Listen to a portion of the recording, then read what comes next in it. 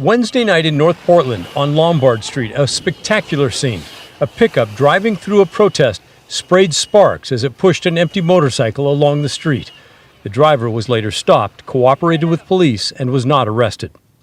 It happened during another night of protest focused on the Portland Police Union offices. Portland police arrested 3 people and said the night included people breaking into the union offices and setting fires, along with rocks and bricks thrown at officers trying to break up the crowd. I've never seen a summer like this. Portland Police Chief Chuck Lavelle said he's proud of the way his officers keep responding night after night. Police have arrested more than 400 people since violent demonstrations started more than 2 months ago. The chief has called for community action to stop the violence, and he called for it again today. This is not a situation where you can arrest your way out of it. I don't think.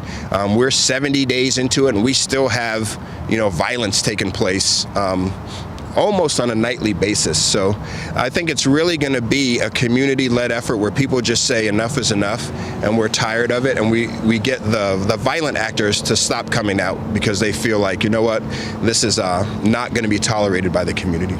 Peaceful protests and community pressure led to defunding Portland police by $15 million this past June. Part of that cut funding for the gun violence reduction team, which many believe was racist because it stopped more blacks than anyone else.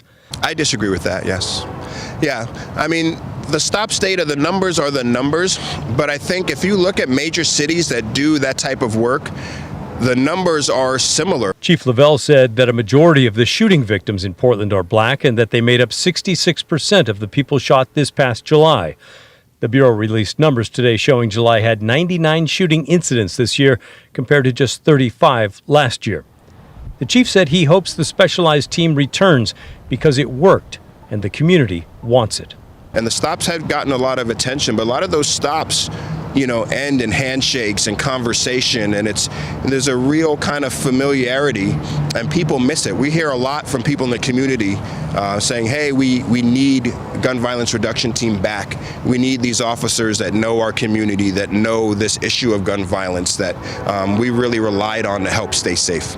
Now that the violent protests focused on the federal courthouse have ended, the cleanup is underway back there.